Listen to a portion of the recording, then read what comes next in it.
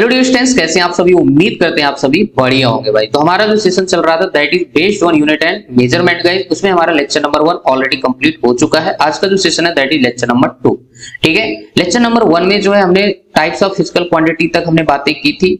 Fundamental physical quantity, derived physical quantity और supplementary physical quantity में हमने फर्दर दो टाइप्स देखे थे, एक आपका प्लेन एंगल, दूसरा आपका सॉलिड एंगल। ठीक है, तो सॉलिड एंगल तक जो हमने कहानी अपनी खत्म की थी, राइट। सॉलिड एंगल में कुछ बातें और है, इसका एसआई यूनिट वगैरह है ना, और डायमेंशन से रिलेटेड कुछ बातें करेंगे जो कि आपके लिए नोट पॉइंट होगा। उसके बाद आज की जो क्लास होगी that is based on unit system और डायमेंशन से रिलेटेड अपन बातें करेंगे। ठीक है, और हमारा जो पूरा क्लास का ड्यूरेशन होगा दैट इज 40 से 50 मिनट तक ही हम जो है मैक्सिमम होगी क्लास, क्योंकि इससे ज्यादा हम वीडियो की लेंथ नहीं कर सकते, कोई बच्चा भी जो है बोर हो जाता है भाई। ठीक है, हमारी कोशिश यही रहेगी, ठीक है ना, कि इतने टाइम में जो है हम ज्यादा से ज्यादा चीजें कवर करें और बढ़िया तरीके से आप तक जो कंटेंट पहुंचाएं। ठीक है, तो चलिए बच्चों स्टार्ट करते हैं आज का session without any delay. Solid angle की अगर एसआई यूनिट की बात करें, ठीक है, आज की जो क्लास है इन्हीं सब पर जो है बेस्ड है, तो आपको क्लियर हो जाएगा एसआई यूनिट वगैरह क्या होता है। ठीक है, तो SI unit of solid angle क्या होता है, स्टे रेडियन। क्लियर है, इसको जो है किताबों में कई बार एनसीईआरटी वगैरह में एसआर से लिखते हैं, और ये कैसी क्वांटिटी है, डायमेंशनलेस क्वांटिटी है। क्लियर है, आया समझ में। तो यहाँ पे एक चीज आपको समझ आनी चाहिए भाई। ठीक है, कई बार जो है क्वेश्चन पूछ लिया जाता है कि ऐसी क्वांटिटी जिसके पास यूनिट है बट डायमेंशन नहीं है, 4 ऑप्शन दिए जाएंगे तो उसमें से आपको टिक करना पड़ेगा। तो हमारे पास यहाँ पे दो चीजें हो सकती है, तो प्लेन एंगल या तो सॉलिड एंगल। क्लियर है, तो नोट पॉइंट आपके लिए ये हो सकते हैं, क्वेश्चन यहाँ से आए हुए हैं भाई। ठीक है, चलिए बच्चों, अब यहाँ पे सेशन में आगे बढ़ने से पहले कुछ चीजें और है, कुछ नोट पॉइंट और है जिनको आपको लिख के रखना है, क्योंकि कभी कभी यहाँ से क्वेश्चन पूछ लिए जाते हैं। कैसे क्वेश्चन पूछते हैं मैं आपको वो भी बताता हूँ। ठीक है, तो यहाँ पे नोट पॉइंट आपके लिए ये है 1 AU इक्वल टू होता है 10 टू पावर 11। 1 AU का मतलब होता है एस्ट्रोनॉमिकल यूनिट। बात समझ आ रही है। ठीक है, अच्छा यहाँ पे लिखा है 1 लाइट ईयर इक्वल टू होता है 10 to power 15 metre, right. 1 parsec equal to होता है 10 टू पावर 16 मीटर। अब ये जो सब सारी जो यूनिट है ना बेटे, किसके लिए है, डिस्टेंस के लिए है। क्लियर है, याद रखना। कई बार क्वेश्चन जो है दे दिए जाते हैं, पूछा जाता है कि which of the following is not a unit of distance, which of the following is the unit of distance. मतलब कुछ इस टाइप के क्वेश्चन आपको बनाए जाएंगे और ऑप्शन दिए जाएंगे, तो आपको वहां पे देखना पड़ेगा। ठीक है, तो इनके बारे में जानना जरूरी है भाई। ठीक है, अब ये जो यूनिट होती है लॉन्ग डिस्टेंसेस के लिए हम लोग यहाँ पे यूज करते हैं। ठीक है, यहाँ पे एक टर्म लिखा है 1 लाइट ईयर। 1 लाइट ईयर का मतलब होता है कि आप एक साल में, आप नहीं मतलब लाइट की बातें करते हैं कि लाइट जो होती है वैक्यूम में एक साल में कितना डिस्टेंस कवर करती है, उसी को हम क्या बोलते हैं, 1 लाइट ईयर। और 1 लाइट ईयर का जस्ट मैंने ऑर्डर लिखा है that is equal to 10 to power 15 metre order का होता है भाई। ठीक है, सो आई होप ये बात समझ आई होगी। 1 लाइट ईयर का मतलब होता है कि लाइट जो है वैक्यूम में 1 ईयर में कितनी डिस्टेंस कवर करती है, उसी को हमने क्या बोला है, लाइट ईयर बोला है। और ये भी क्या है, डिस्टेंस मेजर करने का एक क्या है, सिस्टम है, unit, right. 1 parsec equal to होता है 10 टू पावर 15। ये भी क्या है, डिस्टेंस का ही क्या है, आपका यूनिट है, जो कि सबसे बड़ा यूनिट सिस्टम आप इसको बोल सकते हो। ठीक है, इनमें अब यहाँ पे जो तीसरा होता है हमारे पास parsec, 1 parsec equal to 10 to power 16 metre. ठीक है, ये तीनों हमारे पास डिस्टेंस की क्या है, यूनिट है भाई, याद रखना। डिस्टेंस को मेजर करने के लिए हम लोग यूज करते हैं, लार्ज डिस्टेंस के लिए हम इनको यूज करते हैं भाई। ठीक है, अब इन तीनों में रिलेशन जो होता है, पार्सेक सबसे बड़ी यूनिट होती है, लाइट ईयर उसके बाद AU। ठीक है, तो ये जनरल नॉलेज की बात है, इसको जानना भी जरूर, कभी कभार जो है एग्जाम में क्वेश्चन आते हैं। ठीक है, अगर थोड़ा सा इंफॉर्मेशन होगी तो आप सही आंसर कर पाओगे। ठीक है, सो नेक्स्ट हमारे पास जो टॉपिक है दैट इज यूनिट सिस्टम। ठीक है, तो बेसिकली हमारे पास यहाँ पे 4 टाइप्स के यूनिट सिस्टम होंगे, उनमें से यहाँ पे 3 को हम एक साथ पढ़ रहे हैं, चौथा हमारे पास एसआई सिस्टम है, उसको हम अलग से पढ़ेंगे।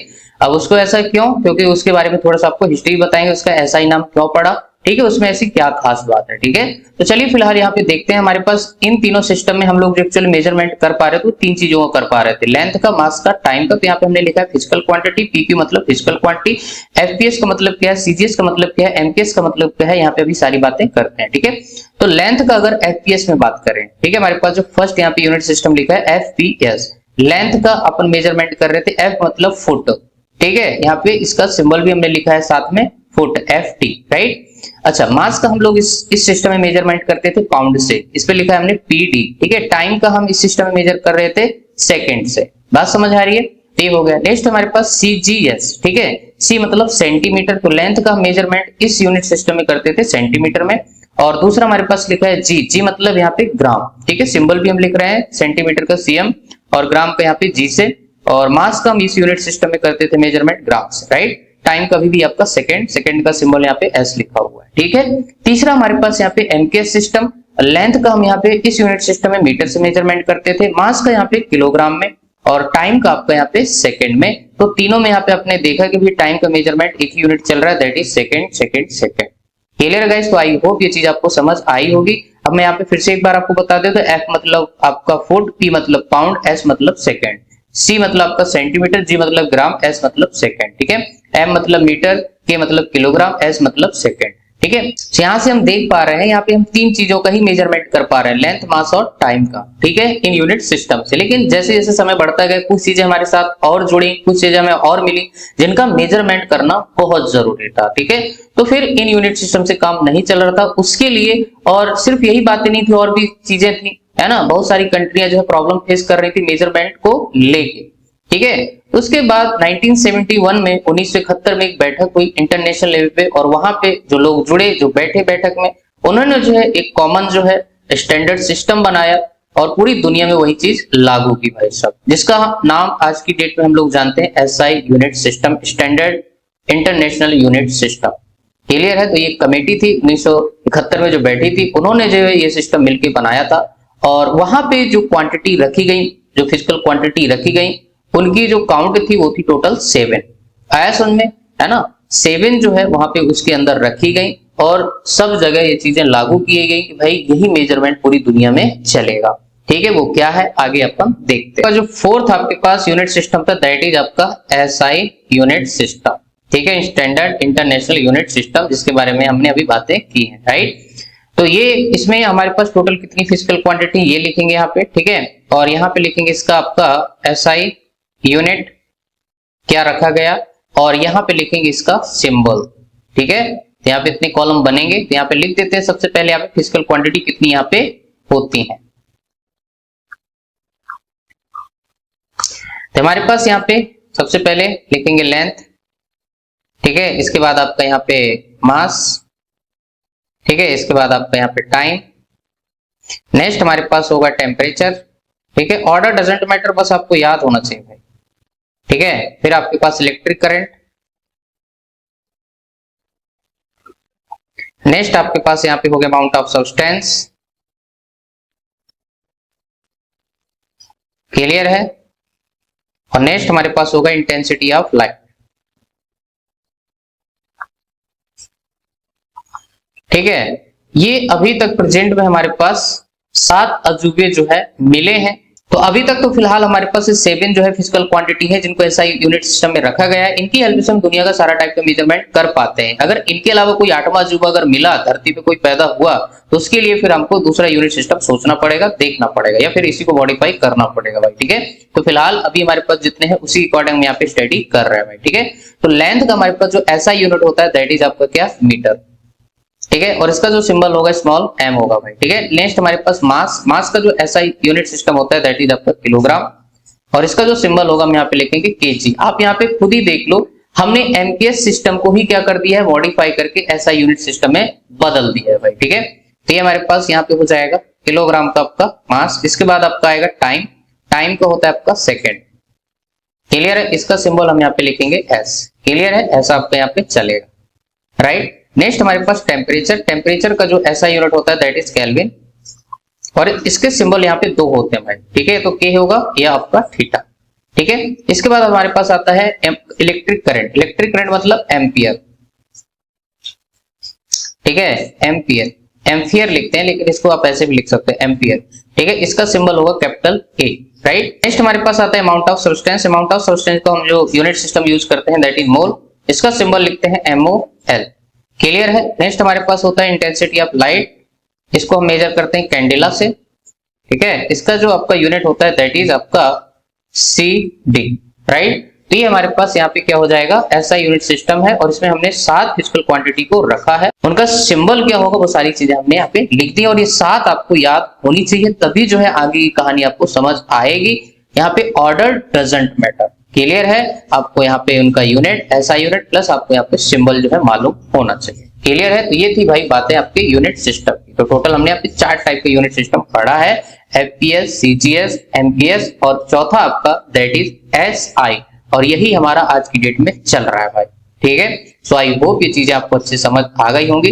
अब बढ़ते हैं अपने नेक्स्ट कॉन्सेप्ट। नेक्स्ट जो हमारा टॉपिक होने वाला है दैट इज आपका डायमेंशन भाई, ठीक है। इस पे आप स्टार लगा सकते हैं भाई, ठीक है, काफी इंपॉर्टेंट है। यहां से क्वेश्चन अब आपके शुरू होने वाले हैं भाई, ठीक है। तो डायमेंशंस क्या होते हैं भाई, ठीक है। तो यहाँ पे इसको कैसे डिफाइंड करें, तो हम क्या लिखेंगे, डायमेंशन, ठीक है। डायमेंशन क्या लिखोगे, dimension are the powers on fundamental physical quantities which are raised to express या represent any physical quantities, to represent any physical quantity. तो हमने क्या लिखा है यहाँ पे, dimension are the powers on fundamental physical quantities which are raised to express any physical quantities. मतलब dimension जो होती हैं वो किसका पावर होती है, फंडामेंटल फिजिकल क्वांटिटी का। और हमने आप पहले भी बताया है कि भाई फंडामेंटल फिजिकल क्वांटिटी से ही कोई दूसरी आपकी फिजिकल क्वांटिटी बनती है। बात समझ आ रही, हमारे पास 7 अजूबे हैं भाई धरती पे, ठीक है। इन 7 अजूबे से ही आपकी कोई फिजिकल क्वांटिटी बनी होगी। इन 7 में से कोई भी वहां पे हो सकता है। अब ये बच्चा क्या करता है, डायमेंशन की डेफिनेशन रटता है। भाई रटना नहीं है, आपको समझदारी से काम लेना है, समझ के चलना है। समझ के चलोगे तो आपको डायमेंशन आराम से समझ आएगा, ठीक है। अभी यहाँ पे क्वेश्चंस करेंगे तो इजीली तरीके से समझ जाओगे एक्चुअल में डायमेंशन होती क्या है, ठीक है। तो हमने फंडामेंटल फिजिकल क्वांटिटी की यहाँ पे बात की है ना, उनके ऊपर यहाँ पे पावर की बात की है। तो फंडामेंटल फिजिकल क्वांटिटी आपको समझ आना चाहिए। फंडामेंटल फिजिकल क्वांटिटी ऐसी क्वांटिटी जो दूसरे पर डिपेंड नहीं करती, या फिर इंडिपेंडेंट क्वांटिटी बोल सकते हो। और ये हमारे पास टोटल कितनी होती थी, 7। बात समझ आ रही, लेंथ, मास, टाइम, टेम्परेचर, इलेक्ट्रिक करंट, है ना, अमाउंट ऑफ सब्सटेंस और इंटेंसिटी ऑफ लाइट, ठीक है। जब तक ये 7 फंडामेंटल फिजिकल क्वांटिटी आपको याद नहीं रहेंगी भाई, आगे की कहानी ठप हो जाएगी, ठीक है। तो हमने क्या बोला कि dimension are the powers on fundamental physical quantity which are raised to express any physical quantity. भाई किसी भी फिजिकल क्वांटिटी की आप बात करोगे उसमें इन 7 में से कोई ना कोई प्रेजेंट होगा, ठीक है। यहाँ पे सबसे पहले हम फंडामेंटल फिजिकल क्वांटिटी क्या समझते हैं, डायमेंशन समझते हैं। उसके बाद हम किसी भी फिजिकल क्वांटिटी की बात कर लेंगे भाई, ठीक है। बशर्ते आपको रिलेशन मालूम होना चाहिए, ठीक है, फार्मूला मालूम होना चाहिए, तभी जो है आप डायमेंशन निकाल पाओगे, ठीक। चल ओके, सो यहाँ पे सबसे पहले अपन फंडामेंटल फिजिकल क्वांटिटी के डायमेंशन वगैरह समझ लेते हैं, ठीक है। उसके बाद हम किसी भी फिजिकल क्वांटिटी डायमेंशन लिख देंगे भाई, ठीक है। तो यहाँ पे लिखेंगे हम एफ पी क्यू, ठीक है। एफ पी क्यू में सबसे पहले हमारे पास लेंथ, मास, ठीक है, टाइम, नेक्स्ट टेम्परेचर, क्लियर है। इसके बाद इलेक्ट्रिक करंट, ठीक है। फिर आपके पास इंटेंसिटी, सीधा सीधा इंटेंसिटी लिख दीजिए, इंटेंसिटी ऑफ लाइट। और इसके बाद आपके पास अमाउंट ऑफ सब्सटेंस, ठीक है। आया समझ में, आपके पास 7 फंडामेंटल फिजिकल क्वांटिटी यहाँ पे हमने लिख दी है भाई, क्लियर है। यहाँ पे हमने पॉइंट भी कर दिया है ताकि आपको समझ आए, ठीक है। अच्छा, यहाँ पे इसका एसआई यूनिट भी आप लिख सकते हैं, फिर से अगेन एसआई यूनिट, ठीक है। इसके बाद इसका सिंबल, और लास्ट आपके पास यहाँ पे जो 4th कॉलम होगा दैट इज आपका डायमेंशन का, ठीक है। तो आपके पास ऐसा यूनिट लेंथ का क्या होता था, मीटर, और इसका भी यहाँ पे सिंबल लिखते थे एम। और डायमेंशन क्या हो जाएगा, m0 l की पावर 1 t0, ठीक है। ये डायमेंशन लिखने का क्या होता है, तरीका होता है एमएलटी के टर्म्स में, ठीक है। जो प्रेजेंट नहीं है उसकी पावर यहाँ पे 0 कर दिया है, जो प्रेजेंट है उसकी पावर यहाँ पे 1, ठीक है।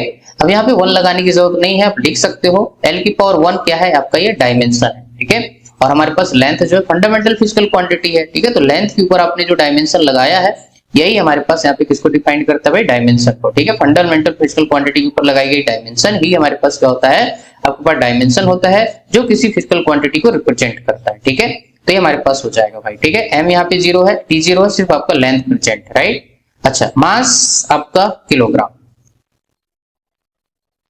ठीक है। इसको लिखेंगे केजी से, और यहाँ पे इसका जो डायमेंशन होगा वो होगा कैपिटल m, ठीक है। तो यहाँ पे m प्रेजेंट होगा, L0 होगा, T0 होगा, तो जस्ट मैं यहाँ पे m लिख रहा हूँ, ठीक है। एक बार आपको बता दिया, बस आपको समझ आ जाना चाहिए। तो यहाँ पे m की पावर 1 लिख सकते हो, राइट।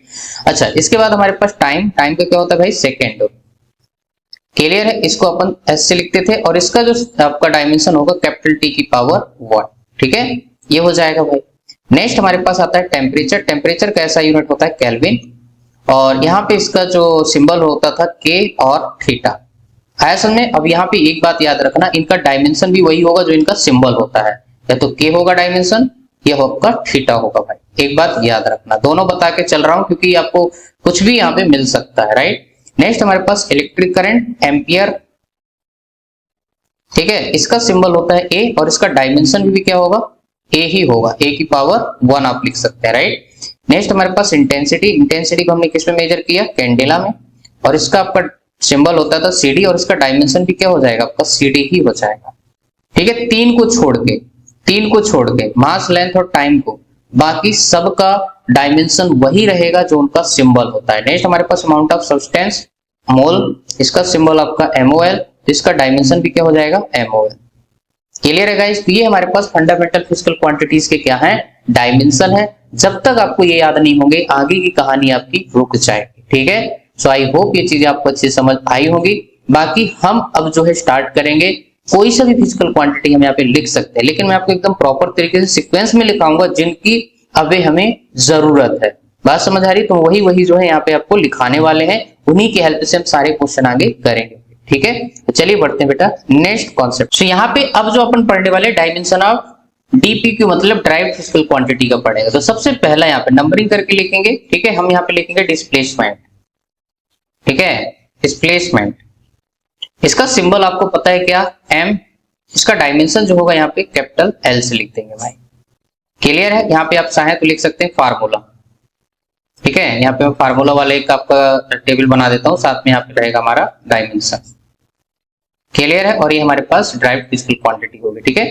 अच्छा, दूसरा हमारे पास यहाँ पे क्या होगा, वेलोसिटी या स्पीड आप बोल सकते हैं। वेलोसिटी बात करो या स्पीड की बात करो, इसका सिंबल होगा V, और इसका फार्मूला होता है S divided by T, displacement divided by time, ठीक है। अब डिस्प्लेसमेंट के लिए हमारे पास L होता है डिवाइडेड बाई T, है ना, T की पावर 1 और L की पावर 1, ठीक है। तो हम यहाँ पे इसको अगर लिखेंगे तो हमारे पास क्या हो जाएगा, T ऊपर जाएगा तो क्या हो जाएगा -1, तो LT की पावर -1। तो यहाँ पे हमारा वेलोसिटी या स्पीड का जो डायमेंशन होगा दैट इज LT की पावर -1। कैसे निकाला, देखो सबसे पहले आपको यहाँ पे रिलेशन मालूम होना चाहिए कि स्पीड जो होती है डिस्टेंस डिवाइडेड बाई टाइम लिख सकते हो, या अगर मैं वेलोसिटी की बात कर रहा हूँ तो डिस्प्लेसमेंट डिवाइडेड बाई टाइम, ठीक है। तो यहाँ पे देखो आपको सिर्फ रिलेशन मालूम होना चाहिए, कॉन्सेप्ट से लेना देना नहीं है कि आप वेलोसिटी बात कर रहे हो कि स्पीड की बात कर रहे हो, ठीक है। इन दोनों का डायमेंशन यूनिट सेम रहता है, सिर्फ कॉन्सेप्चुअल उनका जो कॉन्सेप्ट है कि डायरेक्शन मैग्नीट्यूड, वो बात की बात है, वो बाद में देखेंगे, उन सब चीजों से लेना देना नहीं है। फिलहाल आपको यहाँ पे रिलेशन मालूम होना चाहिए अगर इनका डायमेंशन लिखना है तो।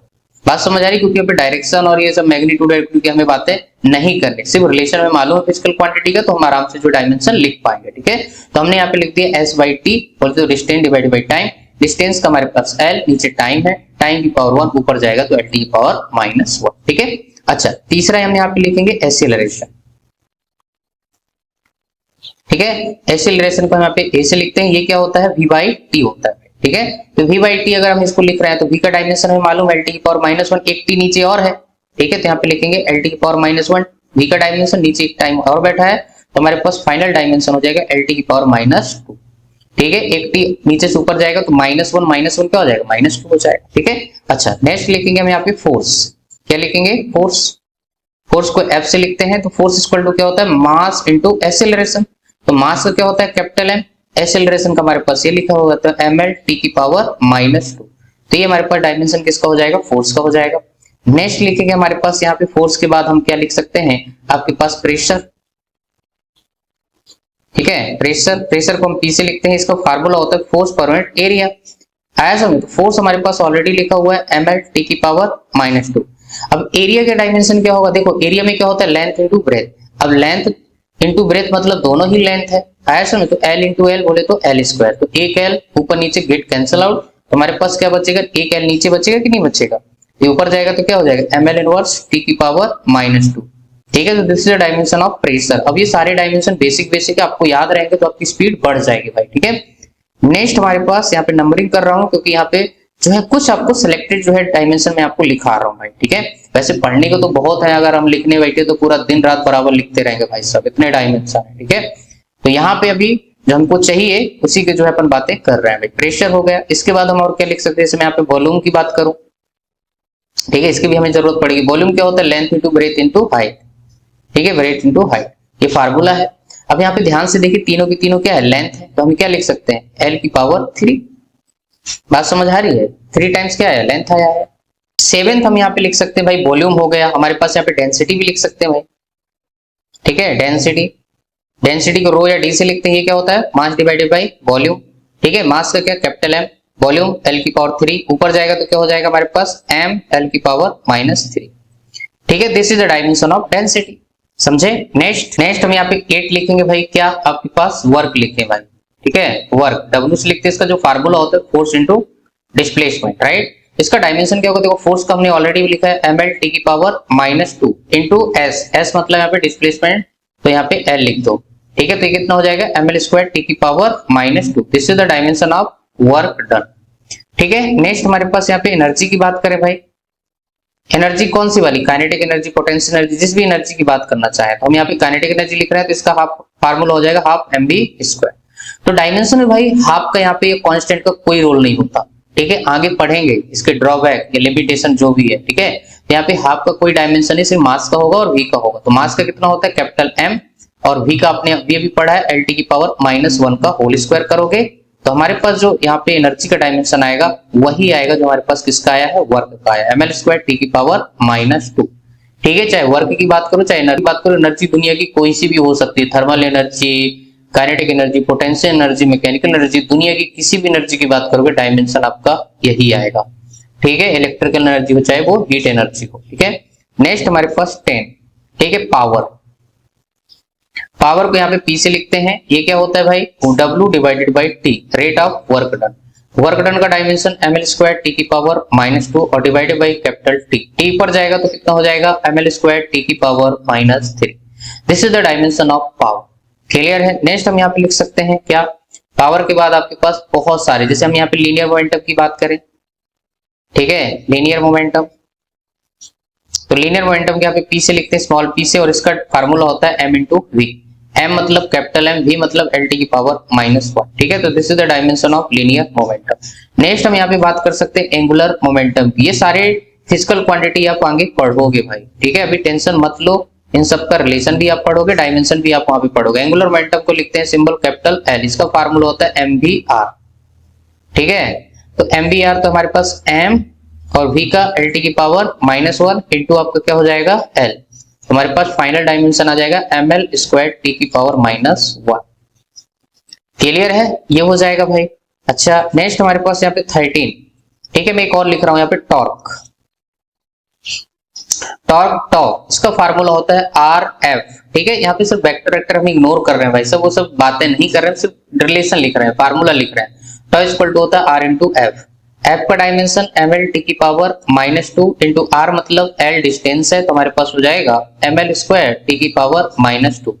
ध्यान से देखिए, है ना, ये क्वेश्चन ऑलरेडी पूछा गया है कि कौन सा, कभी कभी पेयर के फॉर्म में पूछता है, कभी कभी डायरेक्ट पूछ लिया जाता है कि किसका डायमेंशन वर्क डन के बराबर है। ऑप्शन दिए जाते हैं तो आप ध्यान से देखिए, टॉर्क का डायमेंशन वही आ रहा है जो आपका किसका आया है, एनर्जी या वर्क का आया है, ठीक है। डायमेंशन बराबर है, उनका फिजिकल मीनिंग भी वही हो इसकी कोई गारंटी नहीं है, डायमेंशन बराबर हो सकता है लेकिन उनके कॉन्सेप्ट, उनके मायने अलग है, ठीक है। तो डायमेंशन देख के आप ये मत बता देना कि भाई इनकी कहानी एक जैसी है, बिल्कुल भी नहीं, ठीक है। तो डायमेंशन बराबर हो सकता है, कोई दिक्कत वाली बात नहीं है, ठीक है। तो यहाँ पे आपको देखो मिल रहा है कि भाई वर्क का, एनर्जी का और टॉर्क का डायमेंशन क्या आया है, सेम आया है। सिमिलर मैंने यहाँ पे एंगुलर मोमेंटम लिखा है, और यहाँ पे अगर मैं लिखूं प्लांक कांस्टेंट, थोड़ा बता देते हैं, वैसे ये सब आगे पढ़ोगे, ठीक है। प्लांक कांस्टेंट, ठीक है, प्लांक कांस्टेंट H से इसको लिखते हैं, और इसका मैं यूनिट से जो है क्या लिखूंगा, इसका डायमेंशन लिख दूंगा। इसका यूनिट होता है जूल इंटू सेकेंड, मतलब एनर्जी इंटू टाइम। बात समझ आ रही है, तो इसका डायमेंशन हो जाएगा ml² t की पावर -2, एनर्जी का डायमेंशन इंटू सेकेंड मतलब t, तो हमारे पास डायमेंशन आ जाएगा ml² t की पावर -1, क्लियर है। ये भी क्वेश्चन आपको एग्जाम में पूछा गया है कि भैया जो प्लांक कांस्टेंट का डायमेंशन किसके इक्वल होगा, ठीक है। तो आप ध्यान से देखिए, एंगुलर मोमेंटम, ये दिख रहा है एंगुलर मोमेंटम, ठीक है। तो एंगुलर मोमेंटम और प्लांक कांस्टेंट का डायमेंशन क्या आ रहा है, सेम आ रहा है, ठीक है।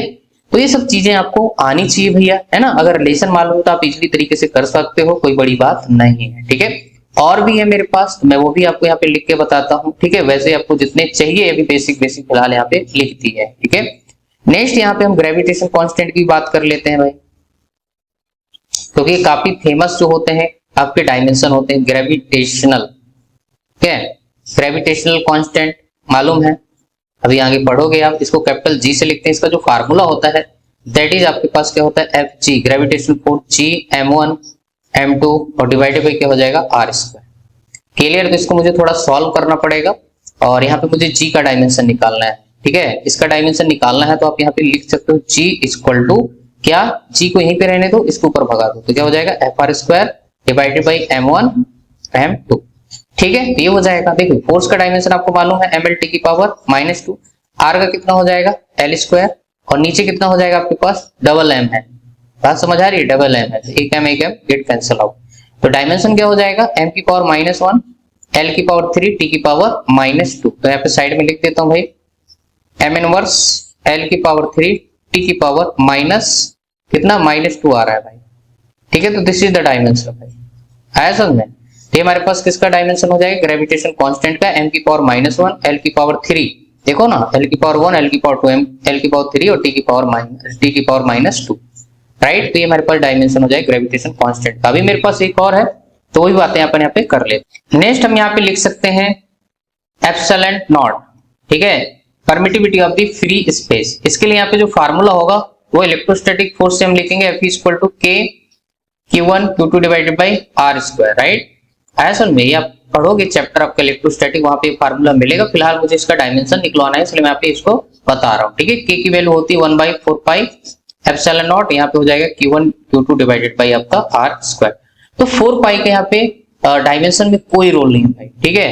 सिर्फ आपके पास यहाँ पे Q1 Q2 divided by R square जो है पिक्चर में आएंगे, और नीचे आपका लिखा है एप्सिलॉन नॉट। तो एप्सिलॉन नॉट को इधर भगा लीजिए, तो एप्सिलॉन नॉट इधर आ जाएगा, ऊपर बचेगा Q1 Q2। 4 पाई को यहाँ पे लिखने की जरूरत नहीं, क्योंकि यहाँ पे इसका डायमेंशन में कोई रोल नहीं है, ठीक है। नीचे आ जाएगा एफ आर स्क्वायर। अब बात यहाँ पे आती है कि सर Q1 Q2 का डायमेंशन क्या होगा, ठीक है। तो यहाँ पे डेफिनेशन मालूम होनी चाहिए आपको करंट की। करंट इक्वल टू क्या होता है Q बाई टी, राइट। तो करंट तो क्या है, फंडामेंटल फिजिकल क्वांटिटी है, तो इसका डायमेंशन A, और यहाँ पे टाइम मल्टीप्लाई हो जाएगा, तो आपके पास Q का डायमेंशन क्या आएगा A इंटू टी, ठीक है। तो हम यहाँ पे लिख सकते हैं भाई, समझो इधर Q कितनी बार है 2 टाइम, तो यहाँ पे AT इंटू AT, आया समझ में। नीचे क्या हो जाएगा आपके पास ML की पावर -2, और क्या हो जाएगा L स्क्वायर, ठीक है। M ऊपर जाएगा तो M की पावर -1, ठीक है, और क्या हो जाएगा L की पावर यहाँ पे जाएगा तो कितना हो जाएगा L की पावर -3, ठीक है। अच्छा, और T की पावर यहाँ पे 2, एक आपका A स्क्वायर और T की पावर फिर से आपका स्क्वायर हो जाएगा, राइट। इसका डायमेंशन लिखेंगे तो M इनवर्स L की पावर -3 और T की पावर 4 A की पावर 2, राइट। अब इतना बड़ा डायमेंशन तुम याद तो नहीं कर सकते यार, ठीक है। मान लो थोड़ी देर के लिए आपको याद हो भी गया, ठीक है, कुछ दिन बाद भूल जाओगे यार। तो याद करने से बेटर तुझे निकालना आना चाहिए, ठीक है। और तुम ये सब निकाल लोगे यार, ये सब आपके लिए ना हलवा हो जाएगा कुछ टाइम बाद, ठीक है। अभी आपके लिए नया है तो हो सकता है टफ लगे, ठीक है, क्योंकि आपके पास जो है नए नए फिजिकल रिलेशन आ रहे हैं। इसके बाद जब आप इनके साथ रूबरू हो जाओगे तो आप जो है इजिली इनको फाइंड कर लोगे भाई, ठीक है। तो टेंशन लेने की जरूरत नहीं है, ठीक है। अभी यहाँ पे कुछ जरूरत होगा, कुछ क्वेश्चन करना चाहते हैं, इसलिए हम यहाँ पे पहले आपको बता के चल रहे हैं, नहीं तो क्वेश्चन नहीं कर पाएंगे भाई, ठीक है। तो इतने ही पढ़ेंगे, इसके बाद बहुत सारे हैं, ठीक है। बताया ना कि हम लिखते रहेंगे भाई दिन भर बैठ के, तब भी खत्म नहीं होंगे, ठीक है। तो बस इतने आपके लिए जो है, आपके लिए डायमेंशन इनफ है। अब इसके बाद जो है इन्हीं की हेल्प से हम आगे क्वेश्चन करेंगे, ठीक है। नेक्स्ट हमारे पास जो डायमेंशन होगा, यहाँ पे एक डायमेंशन और निकालते हैं, बोल्ट्जमैन कांस्टेंट। क्लियर है, ये भी थोड़ा देख लेते हैं, लेकिन बाद में इसको अपन पढ़ेंगे भाई थर्मोडायनेमिक्स में, केटीजी वगैरह जब पढ़ेंगे तो वहां पे आएगा ये, ठीक है। तो बोल्ट्जमैन कांस्टेंट इसको केबी से लिखते हैं, ठीक है। अब ये रिलेशन हम यहाँ पे फार्मूला जो होगा काइनेटिक एनर्जी वाला फार्मूला लिखेंगे। हमारे पास K इक्वल टू होता है 3/2 kb t, ठीक है। अच्छा, यहाँ पे जो kb लिखा हुआ है इसी का डायमेंशन आपको निकालना है। देखिए काइनेटिक एनर्जी का डायमेंशन कितना होता है ml स्क्वायर t की पावर -2, ठीक है। 3/2 का यहाँ पे डायमेंशन में कोई रोल ही नहीं है, तो हमारे पास kb इंटू टी बोले तो टेम्परेचर है, टाइम मत समझ जाना भाई, ठीक है। तो हमारे पास यहाँ पे थीटा लिख सकते हैं तो कैपिटल K लिख सकते हैं, राइट। हमारे पास kb का जो डायमेंशन आ जाएगा that is ml square t की पावर -2 थीटा की पावर -1, ठीक है। तो this would be your dimension of Boltzmann constant. Clear है? चलिए, तो ये थे हमारे पास कुछ बेसिक जो है डायमेंशन, जिनकी हेल्प से आगे हम क्वेश्चन करने वाले हैं। ठीक है, आगे जैसे जैसे हम चैप्टर में आगे बढ़ते जाएंगे भाई, आपके पास बहुत सारी फिजिकल क्वांटिटी का भंडार आता जाएगा और उनका डायमेंशन भी हम कंटिन्यू अपन पढ़ते जाएंगे। ठीक है, एक बार आपको डायमेंशन निकालना आ जाए, उसके बाद फिर आगे की कहानी आपके लिए क्या हो जाएगी, इजी हो जाएगी। ठीक है, तो चलिए भाई, अब जो नेक्स्ट हमारे पास जो टॉपिक होने वाला है that is principal of homogeneity भाई। ठीक है, काफी इंपॉर्टेंट पार्ट है और यहाँ से क्वेश्चन भाई आजकल ट्रेंड कर रहे हैं, बहुत क्वेश्चन यहाँ से आ रहे हैं, चाहे वो जेईई हो चाहे वो नीट हो भाई। ठीक है, तो एकदम डिटेल में बढ़िया तरीके से इसको पढ़ेंगे और बढ़िया बढ़िया अपन यहाँ पे क्वेश्चन करेंगे भाई। ठीक है, आराम से इसको समझेंगे कि प्रिंसिपल ऑफ होमोजेनिटी होता क्या है। ठीक है, सो लेट्स क्लियर। तो चलिए देखते हैं भैया प्रिंसिपल ऑफ होमोजेनिटी। तो चलिए भाई समझते हैं प्रिंसिपल ऑफ होमोजेनिटी ये क्या होता है। ठीक है, अब यहाँ पे क्वेश्चन इससे कैसे बनते हैं वो सारी चीजें यहाँ पे करेंगे। ठीक है, यहाँ पे सबसे पहले इसका स्टेटमेंट समझ लेते हैं। वैसे स्टेटमेंट से पढ़ के आपके क्वेश्चन होने वाले नहीं है, जब तक आप क्वेश्चन नहीं सॉल्व करोगे तब तक आपके प्रिंसिपल समझ आने वाला नहीं है। ठीक है, फिर भी अपन स्टेटमेंट देख लेते हैं भाई। स्टेटमेंट क्या कहता है कि this principle state that all terms in a valid physical relation equation must have the same dimension. Clear है? हो सकता है ये स्टेटमेंट आपको कॉम्प्लिकेटेड लग रहा हो, लेकिन यहाँ पे अगर दूसरे वे में हम बोले तो प्रिंसिपल ऑफ होमोजेनिटी के अकॉर्डिंग हम क्या लिख सकते हैं, वी कैन ऐड और subtract of those quantity that have the same dimension. आप इसको दूसरे वे में ऐसे भी लिख सकते हो, we can according to this law या this principle state that we can add और subtract of those quantities, physical quantities that have same dimension। ठीक है, आप इसको ऐसे भी डिफाइन कर सकते हो। सर इसका मीनिंग क्या है, तो थोड़ा कुछ एग्जांपल्स के थ्रू अपन समझते हैं। ठीक है, तो फॉर एग्जांपल के लिए यहाँ पे जैसे मान लीजिए मैंने बोला कि भाई यहाँ पे किलोग्राम प्लस आपका मीटर, क्या आप इसको ऐड कर सकते हो? बिल्कुल नहीं कर सकते। ठीक है, मान लीजिए यहाँ पे मैंने लिखा मीटर और यहाँ पे लिख दिया आपने क्या, लीटर, इसको ऐड कर सकते हैं? बिल्कुल नहीं कर सकते। हम अगर आपसे पूछेंगे सेंटीमीटर प्लस आपके पास ग्राम, इसको आप ऐड कर सकते हो? बिल्कुल नहीं कर सकते। ठीक है, तो इसका सिंपल सा ये मतलब है कि सेम डायमेंशन वाली फिजिकल क्वांटिटी को ही हम क्या कर सकते हैं, ऐड और सब्ट्रैक्ट कर सकते हैं। आप यूनिट भी बोल सकते हो, डायमेंशन भी बोल सकते हो। ठीक है, यूनिट सेम है, डायमेंशन सेम है, तो हम लोग क्या कर सकते हैं, ऐड और सब्ट्रैक्ट कर सकते हैं। ठीक है, अब इस प्रिंसिपल को समझने के लिए हम करते हैं कुछ न्यूमेरिकल्स। ठीक है, तभी जो है इसके कॉन्सेप्ट की क्लियरिटी आपको अच्छे से आएगी। ठीक है, तो चलिए आ जाइए, सबसे पहला जो क्वेश्चन है आपके सामने ये रहा भाई। ठीक है, तो हमारे पास यहाँ पे क्वेश्चन में क्या बोला है,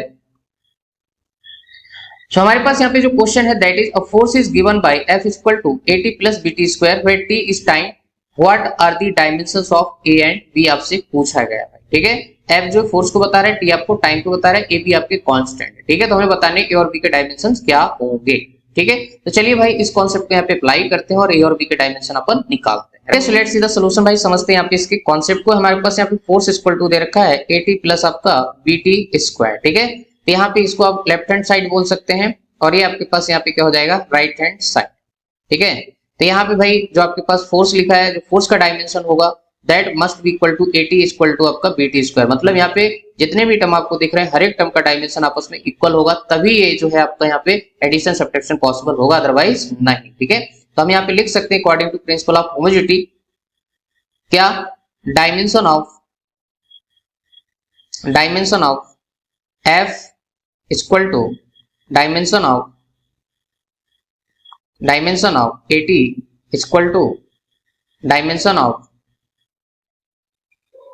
BT स्क्वायर। राइट, इन तीनों का जो है डायमेंशन आपस में क्या होगा, बराबर होगा। ठीक है, अब यहाँ पे भाई A और B का डायमेंशन कुछ भी हो सकता है, लेकिन A का टाइम के साथ मल्टीप्लाई कराओगे तो मस्ट डायमेंशन किसके बराबर आएगा, फोर्स के बराबर आएगा, BT स्क्वायर के बराबर आएगा। ठीक है, B का डायमेंशन कुछ भी हो सकता है, लेकिन BT स्क्वायर करोगे तो हमेशा आपको पता होना चाहिए कि डायमेंशन किसके बराबर होगा, AT के या फोर्स के। ठीक है, मतलब आपस में तीनों का डायमेंशन क्या होना है, इक्वल होना है भाई साहब। हर एक टर्म का डायमेंशन सेम होगा, तभी इस टाइप का एडिशन या सब्ट्रैक्शन आपका पॉसिबल होगा भाई। सिंपल सी बात है। ठीक है, हमें कुछ नहीं करना है, हमें क्या करना है, जिसका डायमेंशन मालूम है उसी के इक्वेट सबका डायमेंशन यहाँ पे बराबर कर देना भाई। ठीक है, तो हम यहाँ पे जो अननोन यहाँ पे लगे हुए हैं, जो कांस्टेंट, उनका डायमेंशन आप आराम से निकाल लो। ठीक है, तो फोर्स का डायमेंशन में ऑलरेडी पढ़ाया हुआ है। फोर्स का डायमेंशन होता है mLT की पावर -2। ठीक है, equal to dimension of AT, तो A का तो मुझे पता नहीं, लेकिन T का तो मालूम है। T का कितना होता है, कैपिटल T। बात समझ आ रही है? यहाँ पे ध्यान से देखिए, इसको काट मत देना बाई गुड, क्योंकि यहाँ पे प्लस का 1 है, यहाँ पे माइनस का 2 है। ठीक है, तो ऐसे मत करियो भाई। ठीक है, ये T नीचे जाएगा तो हमारे पास क्या हो जाएगा, एल टी की पावर -2, ये टी नीचे आएगा, नीचे से ऊपर जाएगा तो हो जाएगा एम एल टी की पावर -3। बात समझ आ रही है? थोड़ी देर बाद अभी ऐसे क्वेश्चन का आंसर आप ओरल दोगे भाई। बात समझ आ रही है? तो ए का डायमेंशन अगर आपसे कोई पूछे तो एम एल टी की पावर -3 यहाँ से आ गया। यहाँ पे कौन कौन से ऑप्शन में मैच कर रहा है भाई? आपके पास ए में और बी में, तो इसका मतलब सी और आपका डी एलिमिनेट हो गया, राइट। बी का डायमेंशन क्या आएगा? फिर से इक्वेट करो, एम एल टी की पावर -2 इक्वल टू यहाँ पे क्या हो जाएगा? B into T square. ठीक है, तो बी का डायमेंशन कितना हो जाएगा? ध्यान से देखिए, टी स्क्वायर नीचे आएगा, ऊपर जाएगा तो कितना हो जाएगा? एम एल टी की पावर -4। अब इसको कैंसिल मत कर देना भाई, टी की पावर -2 है और उधर टी की पावर +2 है, ठीक है, नीचे से ऊपर जाएगा तो ऐड हो जाएगा, टी की पावर -2, टी की पावर -2 तो आपके पास क्या हो जाएगा? -4। ठीक है, तो this is the dimension of B, right. तो हमारे पास जो राइट ऑप्शन जाएगा दैट इज आपके पास कौन सा? आप देख सकते हैं हमारे पास B is the best possible answer, M L T की पावर -3, एम एल टी की पावर -4, राइट। तो ये हमारे पास क्या हो जाएगा? इस क्वेश्चन का आंसर हो जाएगा। ठीक, चलिए और देख लेते हैं भाई क्वेश्चन। यहाँ पे नेक्स्ट हमारे पास क्वेश्चन है, force F and density D are related at F equal to alpha divided by beta plus square root D दे रखा है, then find the dimension of alpha and beta आपको बताना है। न्यूमेरिकल आंसर टाइप का question है यहाँ पे, तो चलिए भाई इसको भी अपन यहाँ पे सॉल्व करते हैं। Okay, so let's see the solution. Main चीज है आपको कॉन्सेप्ट समझ आना चाहिए भाई, ठीक है। यहाँ पे ध्यान से देखिए, बीटा को किसके साथ ऐड किया गया है? स्क्वायर रूट डी के साथ, ठीक है। अब यहाँ पे स्क्वायर रूट का मतलब होता है डी की पावर कितना? 1/2 आप लिख सकते हैं, ठीक है। तो हम इसको ऐसे भी लिख सकते हैं, बीटा प्लस डी की पावर 1/2, और डी क्या है आपके पास? यहाँ पे डेंसिटी को रिप्रेजेंट कर रहा है, ऐसा इसने बताया हुआ है। और डेंसिटी का डायमेंशन कितना होता है? हमने अभी अभी आपको बताया है, क्या होता है डेंसिटी का डायमेंशन? एम एल की पावर -3। बात समझ आ रही है? This is the dimension of D, clear है। अब यहाँ पे डी की पावर कितना लगा है? 1/2, तो हम लिखेंगे यहाँ पे डी की पावर 1/2, तो यहाँ पे क्या हो जाएगा? एम की पावर 1/2 और एल की पावर -3/2 आया समझ। तो this is the dimension of square root D, आप ऐसा बोल सकते हो, ठीक है। अब यहाँ पे ध्यान से देखिए, बीटा किसके साथ ऐड हो रहा है? स्क्वायर रूट डी के साथ। तो ये एडिशन तभी पॉसिबल होगा जब आपके पास बीटा का भी डायमेंशन किसके इक्वल हो जाए? स्क्वायर रूट डी के बराबर हो जाए। बात समझ आ रही है? तो आप बोल सकते हैं कि dimension of beta equal to dimension of square root D, और इसका डायमेंशन हमारे पास क्या आया है? एम की पावर 1/2 और एल की पावर -3/2, ठीक है। तो हमारे पास बीटा का डायमेंशन आ जाएगा। अब यहाँ पे ऊपर क्या लिखा है? अल्फा, तो हमें ये भी पता है कि alpha divided by beta plus square root D, इन सब का मिला के मतलब इस पूरे टर्म का जो डायमेंशन होगा that is equal to force, और फोर्स का डायमेंशन कितना होगा? एम एल टी की पावर -2। बात समझ आ रही है? तो ऊपर हमारे पास क्या लिखा है? अल्फा, और नीचे कितना हो जाएगा? बीटा आपके पास यहाँ पे किसके इक्वल है? रूट डी के। बात समझ आ रही है? अब यहाँ पे एक चीज मैं आपको और क्लियर कर देता हूँ साइड में, जैसे मान लीजिए मैंने लिख दिया यहाँ पे एल प्लस एल, कई बच्चे बोलेंगे यहाँ पे 2l आएगा, जो कि यहाँ पे डायमेंशन में क्या आता है? डायमेंशन के केस में आपके पास एल आएगा, ठीक है। जैसे मान लीजिए मैंने लिख दिया एल -एल, तो आंसर क्या आएगा? यहाँ पे 0 नहीं आएगा भाई, यहाँ पे एल आएगा। बात समझ आ रही है? क्योंकि डायमेंशन आप जो लिखते हो, जैसे मान लीजिए आप क्या लिखते हो? 2 सेंटीमीटर -2 सेंटीमीटर, तो आंसर क्या लिखते हो? 0 सेंटीमीटर। तो यूनिट तो आएगा ना भाई, आपकी कोफिशिएंट क्या हो रहा है? ऐड और सब्ट्रैक्ट हो रहा है। बात समझ आ रही है? चाहे डायमेंशन हो, यूनिट तो आपको लिखी जाएगी ना ऐसे ही, ठीक है। उनको ऐड और सब्ट्रैक्ट नहीं करना है भैया, यहाँ पे जो कोफिशिएंट होते हैं उनको ऐड और सब्ट्रैक्ट करना है, लेकिन एल प्लस एल करूं चाहे एल माइनस एल करूं, ठीक है, आपके पास ये आ जाएगा। तो सिमिलर यहाँ पे मेरे पास लिखा है beta plus square root D, ठीक है।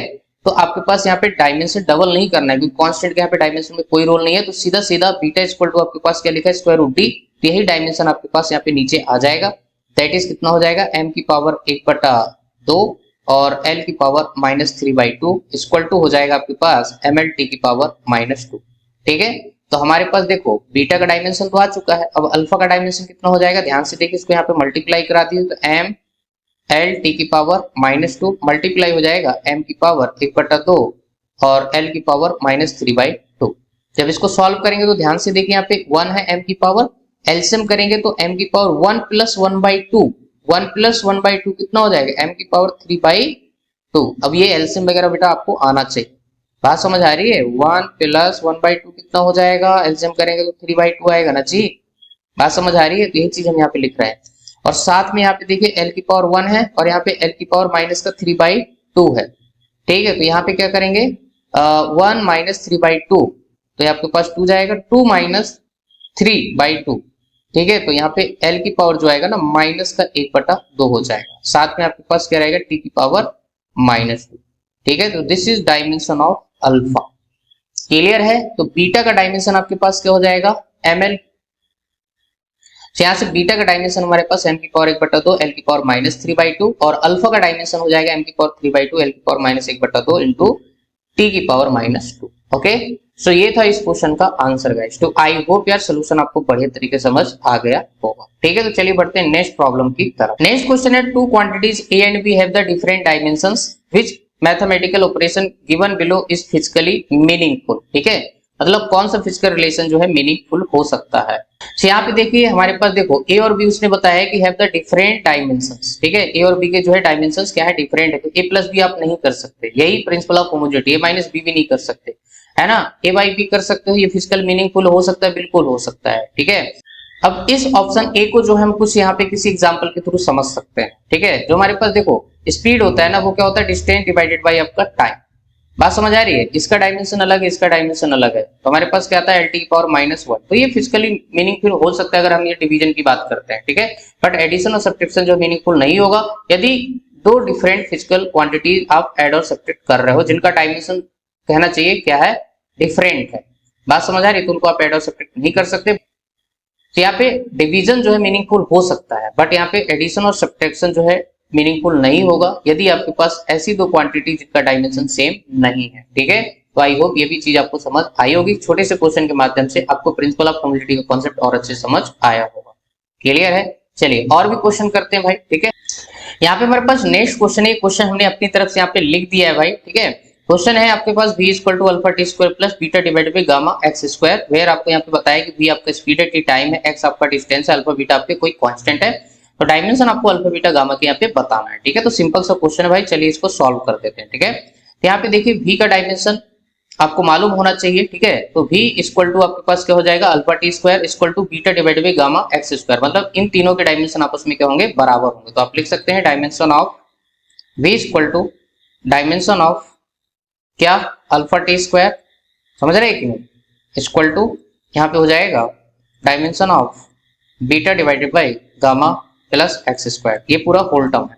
राइट, अच्छा अब बच्चा यहाँ पे स्टक कर जाता है। ठीक है, कि भाई यहाँ पे गामा का डायमेंशन क्या होगा, तो गामा किसके साथ ऐड हो रहा है, डिस्टेंस के साथ। ठीक है, यहाँ पे डिस्टेंस क्या है, स्क्वायर है, तो गामा का भी डायमेंशन मस्ट क्या होना चाहिए, डिस्टेंस का स्क्वायर होना चाहिए, तभी ये दोनों आपस में क्या होंगे, ऐड होंगे।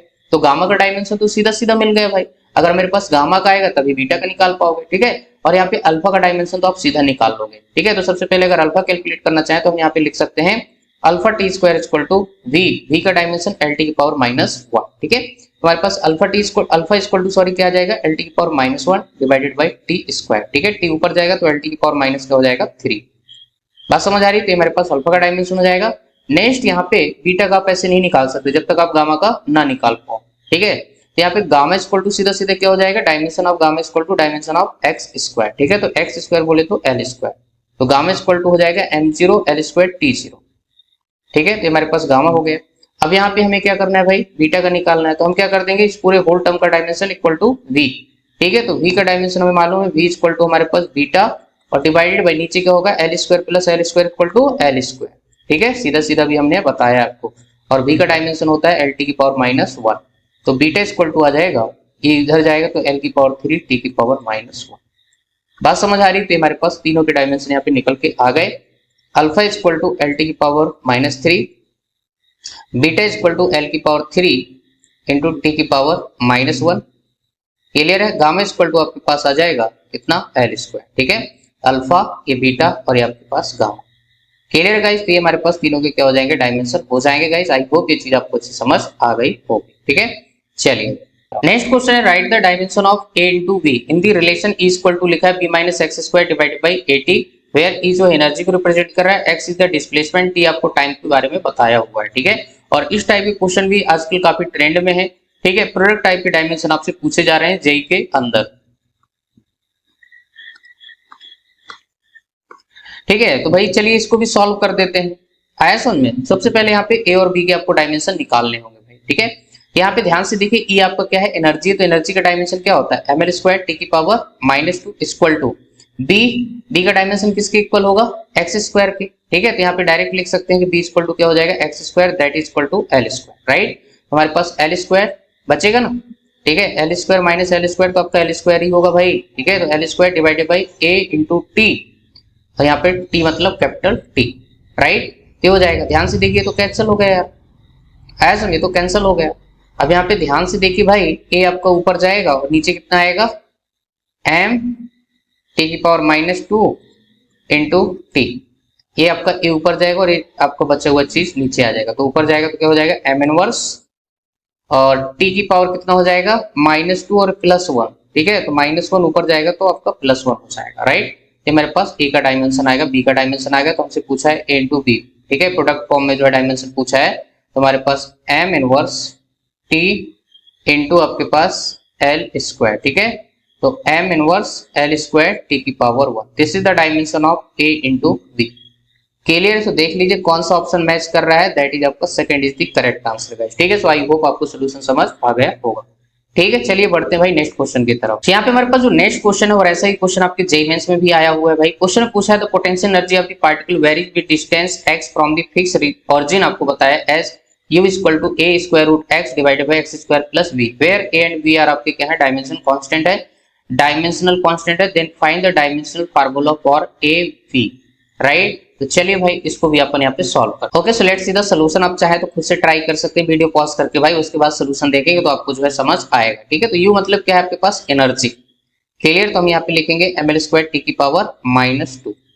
बात समझ आ रही है, ठीक। और यहाँ पे लिखा है a और x स्क्वायर रूट में है, तो यहाँ पे लिख सकते हैं x की पावर 1/2। अभी डेंसिटी वाला जो क्वेश्चन ऊपर किया था वहां पे भी आपको कुछ ऐसे ही मिला था। ठीक है, तो a x की पावर 1/2। अब नीचे क्या लिखा है, एक्स स्क्वायर प्लस बी। ठीक है, तो बी एक्स स्क्वायर के साथ तभी ऐड हो सकता है जब दोनों आपस में क्या हो, डायमेंशनली क्या हो, इक्वल हो। ठीक है, तो बी इक्वल टू हम लिख सकते हैं क्या, एक्स स्क्वायर, तो एक्स स्क्वायर इक्वल टू मतलब यहाँ पे एल स्क्वायर। ठीक है, तो बी का डायमेंशन किसके बराबर हो जाएगा, एल स्क्वायर, नीचे लिख दोगे एल स्क्वायर। बात समझ आ रही है, ठीक है। तो हमें एक और चाहिए भाई डायमेंशन, बी का तो आ गया, तो यहाँ पे इधर जाएगा तो एम एल की पावर 4 टी की पावर -2 और डिवाइडेड बाय यहाँ पे x की पावर 1/2 मतलब l की पावर 1/2, x का डायमेंशन l। ठीक है, तो ये हो जाएगा। अब भाई ये नीचे से ऊपर जाएगा तो कितना हो जाएगा, ml की पावर 4 और यहाँ पे l की पावर -1/2 और t की पावर -2। ठीक है, अब इन दोनों को सॉल्व कर लीजिए भाई। 4, ठीक है, यहाँ पे साइड में हम सॉल्व करेंगे, 4 -1/2। ठीक है, एलसीएम करेंगे तो कितना आएगा, 4 2 जा 8 -1 डिवाइडेड बाय 2 बोले तो 7/2। आया समझ में, तुम्हारे पास आ जाएगा एम एल की पावर 7/2 इंटू टी की power -2। This is the dimension of A, right. अगर ए का डायमेंशन आ गया, हमसे क्या पूछा है, ए इंटू बी पूछा हुआ है, राइट। तो ए इंटू बी इक्वल टू हमारे पास हो जाएगा एम एल की पावर 7/2 इंटू टी की पावर -2 और मल्टीप्लाई क्या कर दो यहाँ पे एल स्क्वायर। ठीक है, तो फिर से यहाँ पे एलसीएम करना पड़ेगा। बात समझ आ रही है, तो यहाँ पे 7/2 + 2 करना पड़ेगा, बेस सेम होने पर पावर क्या हो जाती है, ऐड हो जाती है। तो ml की पावर यहाँ पे क्या हो जाएगा, 7/2 प्लस आपका 2 इंटू टी की पावर -2। तो डायमेंशन कितना आ जाएगा, ml की पावर कितना, 2 2 जो 4 और यहाँ पे 7 कितना हो जाएगा, 11/2 इंटू टी की पावर -2। बात समझ आ रही है, तुम्हारे पास जो डायमेंशन आएगा a इंटू बी का, दैट इज ml की पावर 11/2 इंटू टी की पावर -2। क्लियर है, this would be your dimension of A into B guys. ठीक है, तो ये हमारे पास यहाँ पे डायमेंशन निकल के आ जाएगा भाई। ठीक है, सो ए इंटू बी यहाँ पे ऑप्शन नहीं दिए हैं, बस जेईई में जो क्वेश्चन आया था उसमें ऑप्शन भी दिए थे, लेकिन क्वेश्चन आपका ऐसा ही था बिल्कुल। ठीक है, वहाँ पे पोटेंशियल एनर्जी का जो है फंक्शन कुछ ऐसा बना के दिया था और यहाँ पे एक्स की पावर उसने स्क्वायर रूट में लगा के सीधा सीधा 1/2 लगाया था। ठीक है, तो वहाँ पे ऑप्शन दिए थे तो उसके अकॉर्डिंग आपका ऑप्शन जो है ये मैच कर जाता। क्लियर है गाइस, तो आई होप आपको सोल्यूशन बढ़िया तरीके से समझ आ गया होगा। ठीक है, अब यहाँ पे हमारे पास जो next question that is given as the equation of state of the some gases can be express something like this दे रखा है, where P is the pressure, V आपका वॉल्यूम है, T आपका absolute temperature, AB A, B, R are constant, the dimension of A R। ठीक है, तो देखिए बड़ा सिंपल क्वेश्चन है भाई। ठीक है, तो यहाँ पे ध्यान से देखिए हमारे पास V इक्वल टू क्या लिखा है, V। अगर मेरे से B का डायमेंशन पूछा जाता तो V इक्वल टू क्या हो जाता, just V is nothing but this is volume, यहाँ पे हो जाता है L की पावर 3। बात समझ आ रही है, क्योंकि B जो आपका वॉल्यूम है B के साथ तभी आपके पास सब्ट्रैक्ट होगा जब दोनों का डायमेंशन क्या हो, मस्ट सेम हो, राइट। अच्छा, यहाँ पे क्या लिखा है, P plus A divided by V square. ठीक है, तो आपको ये भी मालूम होना चाहिए कि तभी एडिशन पॉसिबल है जब इन दोनों का डायमेंशन आपस में क्या हो, बराबर। मतलब आप बोल सकते हो कि A divided by V square equal to क्या होना चाहिए, P होना चाहिए डायमेंशनली। ठीक है, आपस में बराबर होना चाहिए, तो A इक्वल टू क्या हो जाएगा, PV स्क्वायर। ठीक है, P मतलब प्रेशर, और प्रेशर का डायमेंशन हमने बताया था आपको, प्रेशर लिखा जाता है फोर्स पर यूनिट एरिया। ठीक है, फोर्स का डायमेंशन ml टी की power -2 divided by L square, तो एक कैंसिल हो जाएगा, तो प्रेशर का डायमेंशन आया था ml इनवर्स टी की पावर -2। वॉल्यूम का आपको पता है l की पावर 3 का होल पावर 2 करेंगे तो हमारे पास l की पावर 6 हो जाएगा, राइट। तो a का डायमेंशन आ जाएगा m और l की पावर 6 - 1 5 और t की power -2, right. So this is the dimension of a। ठीक है, तो हमारे पास देख लीजिए कौन सा best possible answer, that is आपका first is the correct answer guys. ठीक है, अब यहाँ पे देखिए a का डायमेंशन मालूम है, b का डायमेंशन मालूम है, हो सकता है आपसे a by b पूछ लिया जाए, हो सकता है आपसे यहाँ पे a to b पूछ लिया जाए, तो कुछ भी पूछा जा सकता है, जस्ट आपको रेडी रहना है। ठीक है, आपको डायमेंशन निकालना आना चाहिए according to principle of homogeneity.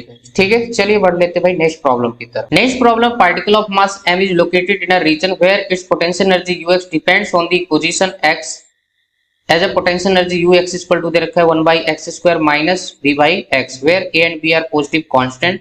अब यहाँ पे देखिए दे रखा है first right dimension formula of a and b। ठीक है, सेकंड आपसे पूछा if the time period of the oscillation which is calculated from above formula is stated by the student as t equal to 4 pi a।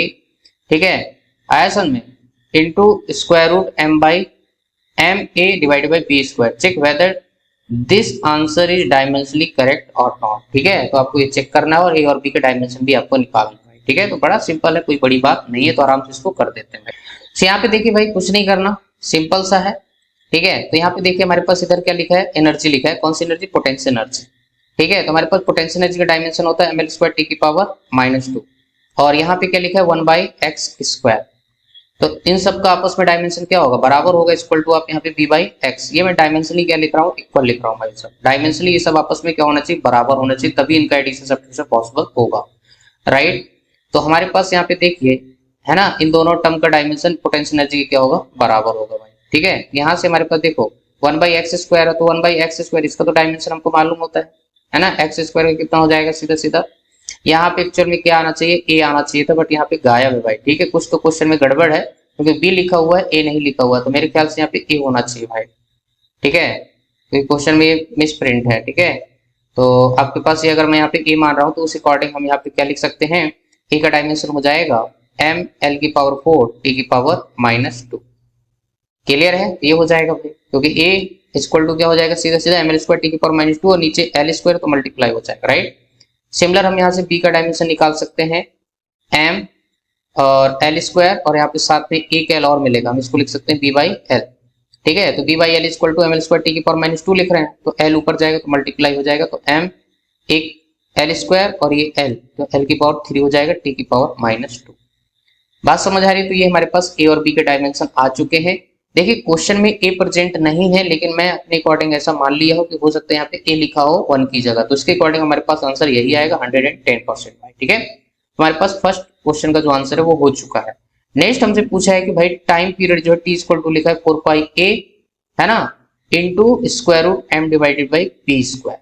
ठीक है, तो यहाँ पे m जो होगा मास होगा, आपको कुछ भी नहीं बताया, तो मैं पे साइड में इसका फार्मूला लिख रहा हूँ, t इक्वल टू 4 पाई का कोई डायमेंशन नहीं होगा, a का डायमेंशन आप क्या लिखोगे, यहाँ पे ये लिखा हुआ है ml की पावर 4 t की पावर -2 इंटू स्क्वायर रूट में क्या लिखोगे, m मतलब मास, और फिर से आपके पास यहाँ पे आपके पास a का डायमेंशन कितना हो जाएगा, m स्क्वायर लिखेंगे ना, क्योंकि डबल m हो जाएगा, और l की पावर 4 और t की पावर -2, राइट। ये हमारे पास पूरा m इंटू a का डायमेंशन हो जाएगा, और नीचे आपके पास लिखा है b स्क्वायर, तो इसका स्क्वायर करेंगे तो कितना हो जाएगा, m स्क्वायर और l की पावर 6 हो जाएगा, और t की पावर यहाँ पे -4 हो जाएगा। ठीक है, तो यहाँ से हमारे पास m square get cancel out. ठीक है, तो हमारे पास t इक्वल टू कितना आएगा, ध्यान से देखिए m l की पावर 4 t की पावर -2, और यहाँ पे क्या हो जाएगा, ये भी गया आपका। ठीक है, तो नीचे आपके पास कितने बचेंगे, l की पावर 2 बचेगा, और ये भी आपका गया। ठीक है, तो हमारे पास जस्ट अंदर क्या बचेगा, 1 divided by l square t की पावर -2। ठीक है, तो ये दोनों बाहर आ जाएंगे, तो t इक्वल टू हो जाएगा m l की पावर 4 t की पावर -2, और नीचे हो जाएगा l t की पावर -1। ठीक है, तो ये गया, तो आपका यहाँ पे देखो टाइम है, तो इधर भी टाइम आना चाहिए, जो कि नहीं आ रहा है, मास भी आ रहा है, और t की पावर क्या आ रहा है, -1 आ रहा है, और साथ में l की पावर 3 आ रहा है। ठीक है, जो कि आपका डायमेंशनली करेक्ट नहीं है। ठीक है, तो हमारे पास ये क्या होगा, सेकंड ऑप्शन रॉन्ग हो जाएगा भाई। ठीक है, डायमेंशनली करेक्ट नहीं है, हमने यहाँ पे चेक कर लिया है।